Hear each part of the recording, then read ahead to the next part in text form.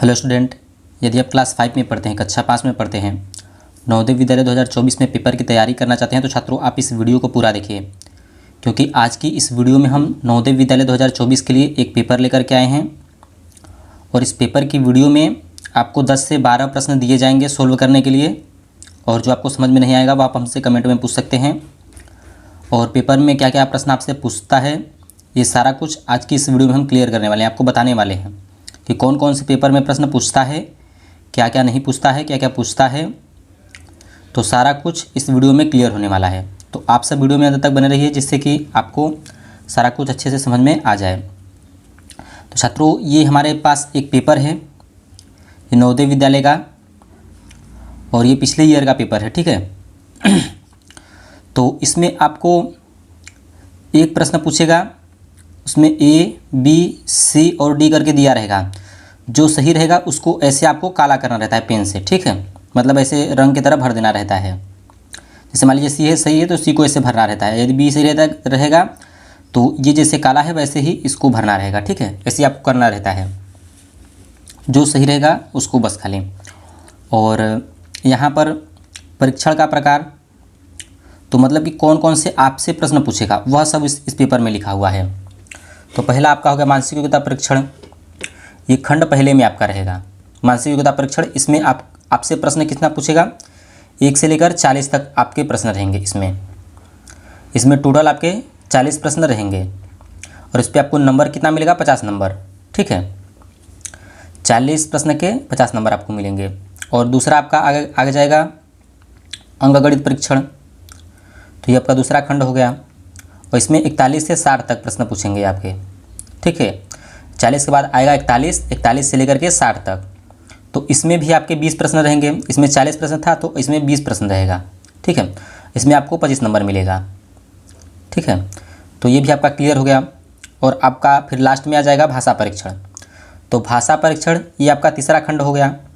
तो इसमें आपका 60 के बाद से 61 से स्टार्ट होगा, 80 तक समाप्त हो जाएगा। इसमें भी आपके 20 प्रश्न रहेंगे। इसमें भी आपको 25 नंबर मिलेगा।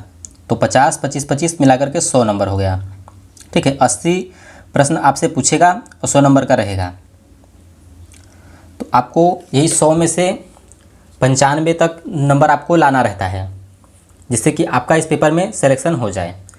तो कोशिश करें कि आप 90% तक सही प्रश्न करके आएँ, ठीक है, जिससे कि आपका 90% तक का नंबर कम से कम आ जाए।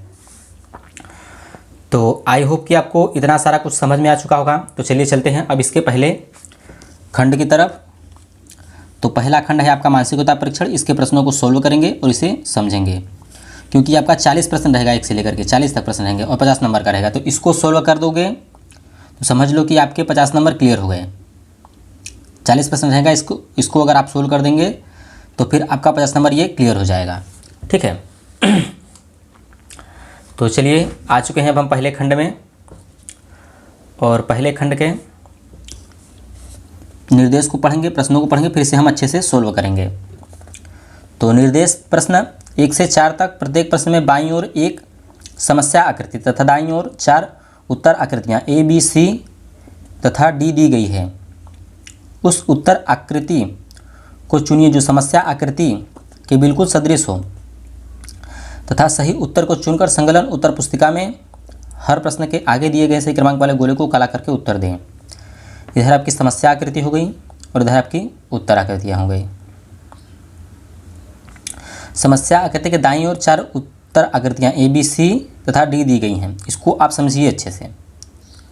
उस उत्तर आकृति को चुनिए जो समस्या आकृति के बिल्कुल सदृश हो, समान हो, ठीक है, मतलब इसके समान आकृति आपको A, B, C और D में से ढूंढनी है, ठीक है।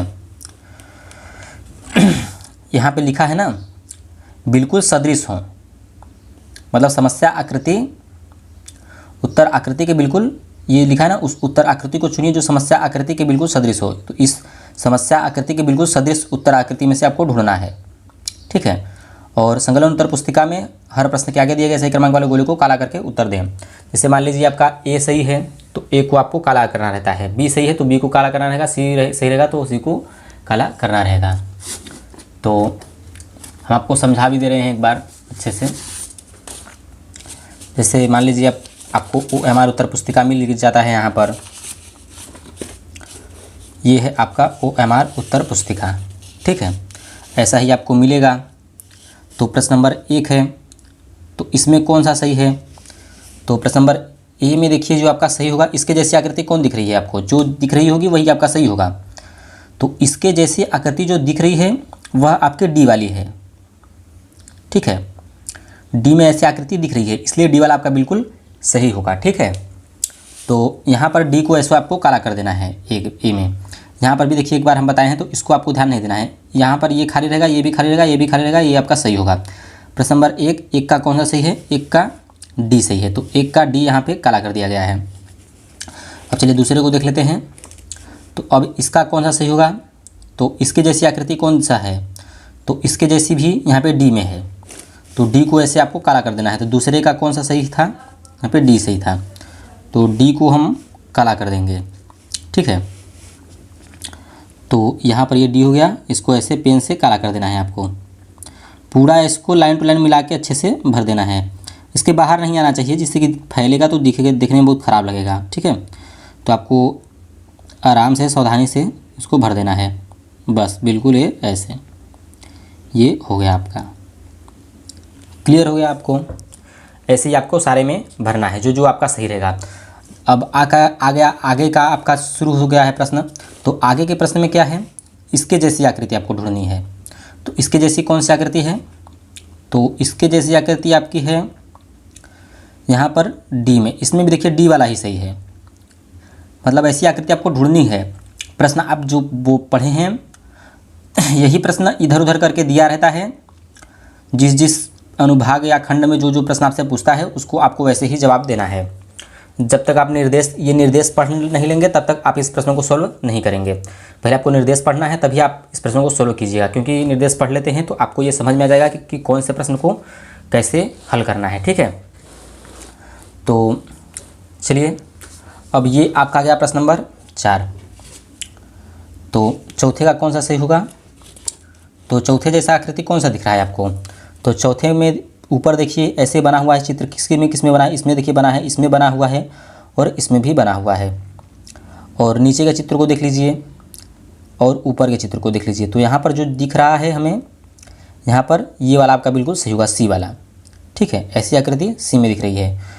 तो छात्रों आई होप कि आपको ये सारे प्रश्न अच्छे से समझ में आ चुके होंगे। चलिए चलते हैं अब हम दूसरे खंड में। तो दूसरे खंड को सोल्व करने से पहले आप उसके निर्देश को पढ़ेंगे, फिर उसे हम सोल्व करेंगे। जब भी आप दूसरे खंड को सोल्व करेंगे तो उस पर सबसे पहले आप उसके निर्देश को पढ़ेंगे, तभी सोल्व करेंगे, ठीक है, जिससे कि आपको अच्छे से समझ में आ जाए कि प्रश्न को हल आखिरकार करना कैसे है। तो खंड दूसरा, निर्देश प्रश्न 5 से 8 तक। प्रत्येक प्रश्न में रेखा के बाईं तरफ एक समस्या आकृति दी गई है। इस आकृति का एक भाग गायब है तथा गायब है, ठीक है। इसके मतलब कि रेखा की तरफ एक भाग गायब है। दाईं तरफ दी गई ABC तथा D उत्तर आकृतियों को देखिए, उस आकृति को ढूंढिए जो बिना अपनी दिशा बदले समस्या आकृति के गायब भाग में इस तरह ठीक बैठती है कि समस्या आकृति का पैटर्न पूरी तरह बन जाता है। सही उत्तर चुनकर संकलन उत्तर पुस्तिका में प्रत्येक प्रश्न के आगे दिए गए सही क्रमांक वाले गोले को काला करके उत्तर दें। समस्या आकृति और उत्तर आकृतियाँ। तो छात्रों इसमें आपको क्या करना रहता है? इसमें भी देखिए 1, 2, 3 ये 3 खंड है और ये चौथा खंड है। तो चौथा खंड ये जो भाग है इसका गायब रहेगा, उसी को आपको पूरा करना रहता है। A में से, B में से, C में से या फिर D में से कोई एक इसका सही होगा। तो जो सही होगा उसी को आपको पूरा करके करना रहता है, ठीक है। तो इसमें कौन सा आकृति पूरा करेगा इसको, चलिए समझ लेते हैं अब हम। तो इधर के और इधर की आकृति को देखिए, और इसमें देखिए खाली है तो इसके सामने भी खाली वाला आकृति हमें चाहिए, ठीक है। तो यहाँ पर आपका A में भी खाली है और D में भी खाली है। ये दोनों तो हो ही नहीं सकता क्योंकि इन दोनों में काले काले हैं। और अब देखिए इसमें जो चित्र बना हुआ है वैसा ही चित्र चाहिए। तो D में तो ऐसा बना ही नहीं है, यहाँ पर A में बना है, तो A वाला आपका बिल्कुल सही होगा। तो छात्रों आई होप कि आपको ये भी अच्छे से समझ में आ चुका होगा। चलिए आगे चलते हैं। अब प्रश्न नंबर 6 को देख लेते हैं। अब इसको देखिए कौन सी आकृति पूरा करेगी, तो यहाँ पर इस आकृति को देख लीजिए, इस आकृति को देख लीजिए, इस आकृति को, ये सभी बाहर की तरफ गए हैं और ये जो तीर है ये भी आपका बाहर की तरफ जाएगा। तो इसमें जो आपका सही होगा वह आपका सी वाला होगा, ठीक है,